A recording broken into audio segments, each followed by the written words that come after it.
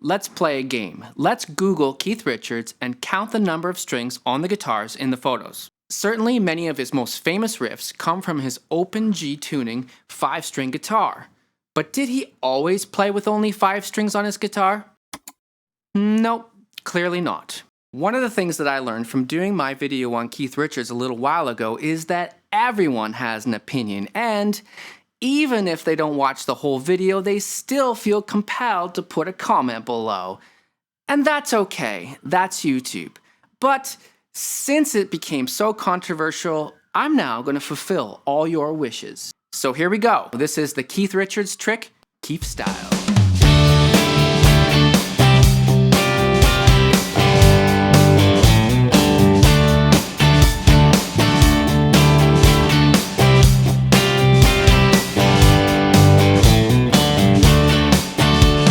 Maybe before we cut off that low E string, let's just back up a little bit and explain what is going on here. How did this all start? According to the internet and many of you who posted on my last video, it was Ry Cooder who taught Keith Richards about the open G tuning and how to do what I call the Keith trick. We remember from that last video that these chord shapes are just coming from standard bar chord shapes, right?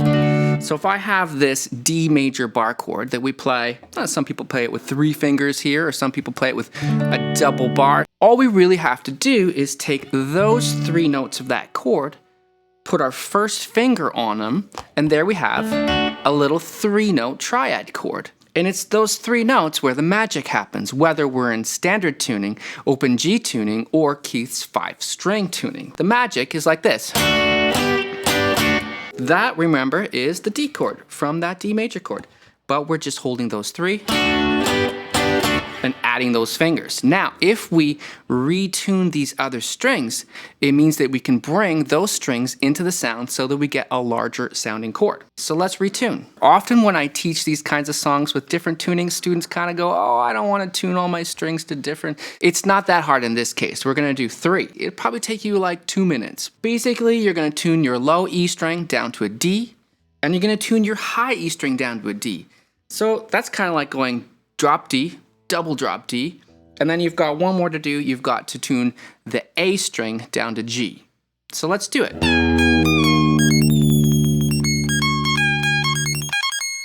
There we go. Now what we have is a G chord without even playing anything with our left hand.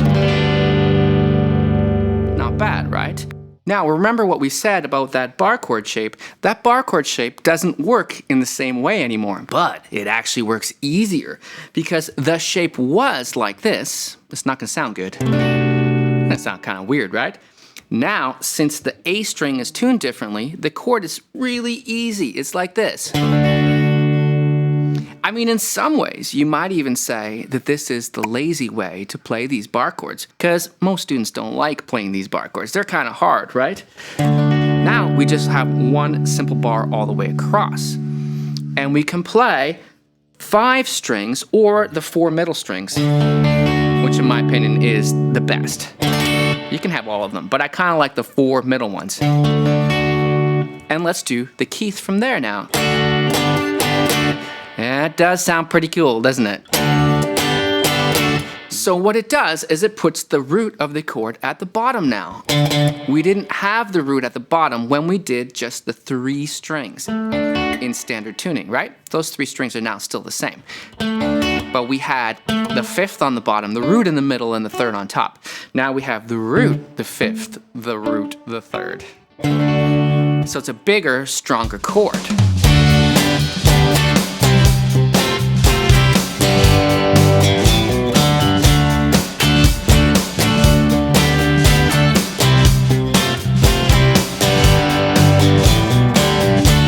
Now I've got this jam track and tabs from this lesson all on our Patreon. You can find those, the link is below. And I've got tabs in standard notation, I've got the tabs in open G tuning, and I don't have the tabs in 5-string guitar because, I mean, 5 strings, really? So it is meatier, it's bigger, right? Because we have now 4 notes. Or if you want, you can strum 5 notes. You can strum to the top, because that high E is also tuned down, so it's also in the chord. theoretically, you could play all 6 strings if you wanted to be super lazy and not worry about it now, but that is the problem.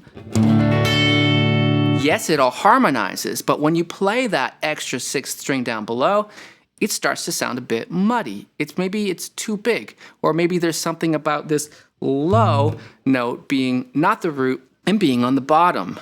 And that is what Keith Richards said, is that it was just kind of in the way and it's just too muddy when the root is right here on the 5th string.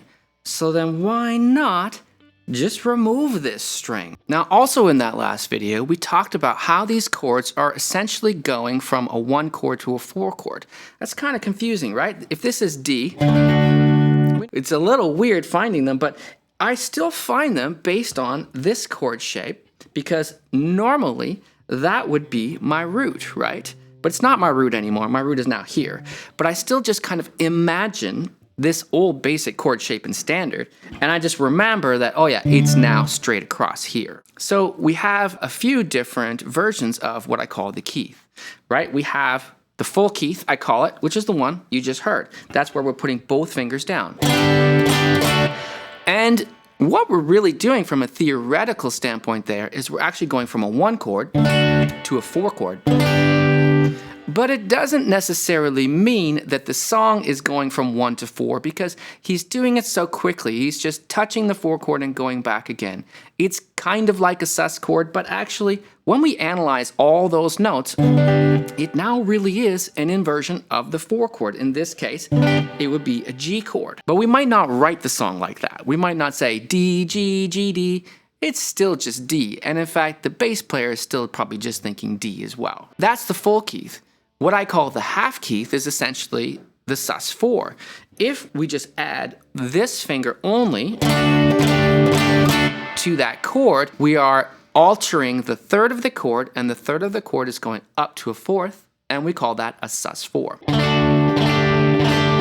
We could do that to any of these steps of the way. This little jam track, what we have is we have a D chord, we have a C chord, we have a G chord. Look how that's just open, right?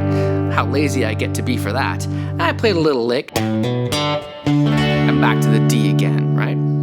So we can put what I call the half Keith or the sus4 on any of them. We can do the 1 to 4 trick, the full Keith, or the half Keith on any of them, depending on what kind of flavor we want. First time through, I'll do the full Keith, and then second time through, I'll do the half Keiths.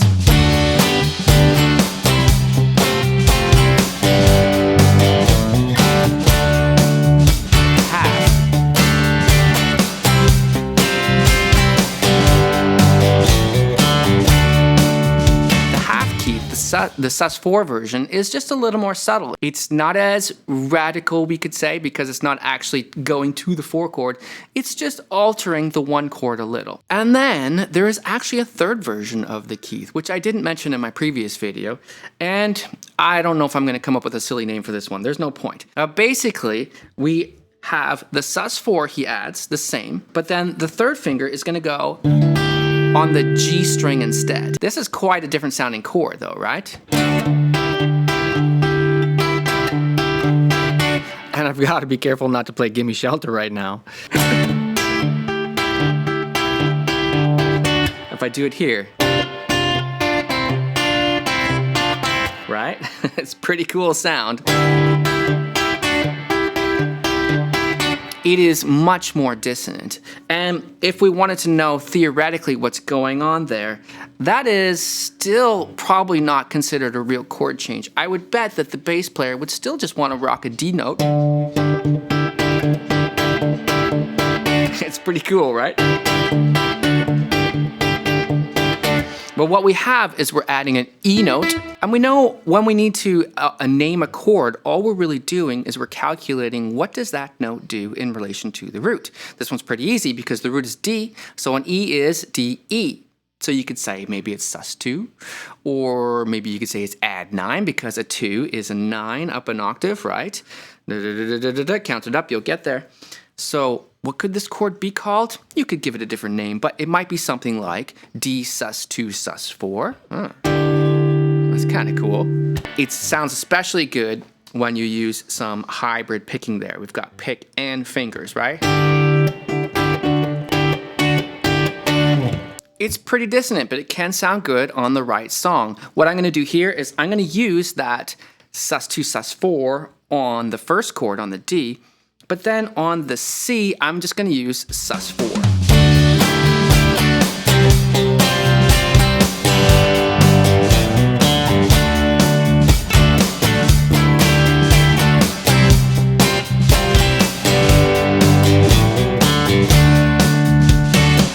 It does sound cool putting it on one and not the other. I think if we put it on both of them, it might be too much. So Keith said that if we play these bar chords with all 6 strings, it's a little muddy. And I agree.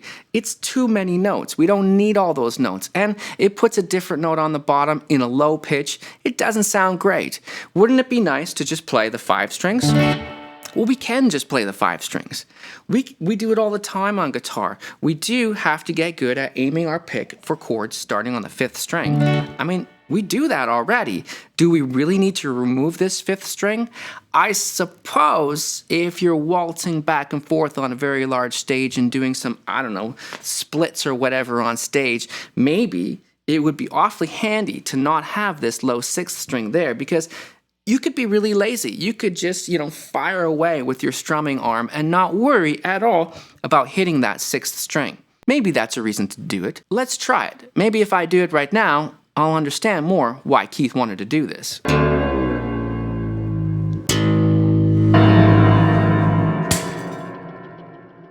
Okay, 5-string guitar. Here we go. Now, I will say, that is a very easy G chord to hit, right? Look, no hands.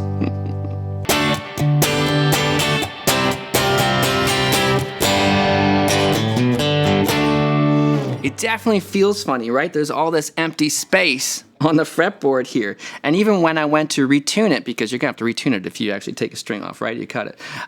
Of course, my hand automatically went to this low E string to start tuning that. And I'm like, wait. Oh, yeah, no, there's nothing there. Let's hear how it sounds with the track.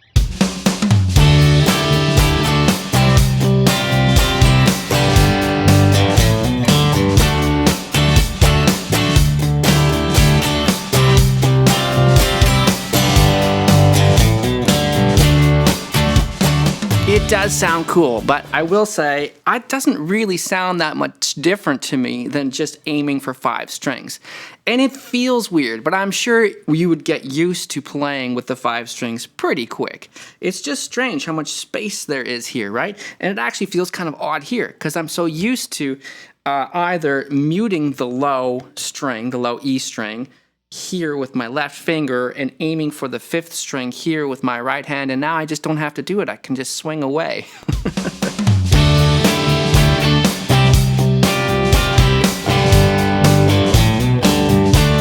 So now you can play chords like Keith Richards, and it's time to take your solo, but oh no, we're in open G, and half of the strings are different tuning with different notes, and none of our pentatonic shapes will work. I mean, maybe that's why Keith didn't always take the solo. And that is a problem. And honestly, if you're still working on your pentatonic shapes, I really don't recommend that you start trying to learn to solo in open G, which brings me back to the point of my original controversial Keith Richards video. It is very useful to be able to play the Keef, as I call it, in standard tuning. In fact, just last weekend, I was on tour with Taylor Ray, and we were doing a cover song. It's not a Stones song, but a song called Heads Carolina, Tails California. It's a really cool song, and guess what it starts with? The Keith. It sure does. It starts with the Keith 3 times in a row and in standard tuning. It's highly useful because we can then have that little bit of Rolling Stones sound without having to retune our guitar or even remove a string, which we're not likely to do in the middle of a concert or a jam, unless you're a true rock star and you can have one of those guitar techs just pass you that other guitar. And unfortunately, I'm not quite at that level yet. So if you haven't already seen that video called the Keith Richards chord trick, I'm gonna put it on the screen here for you right now. If you have seen the video, there's loads more other content on this channel and on our Patreon at Guitar Lessons Vancouver. The link is below. My name is Blue Morris and I teach guitar lessons here in Vancouver, Canada, and I'll see you in the next one.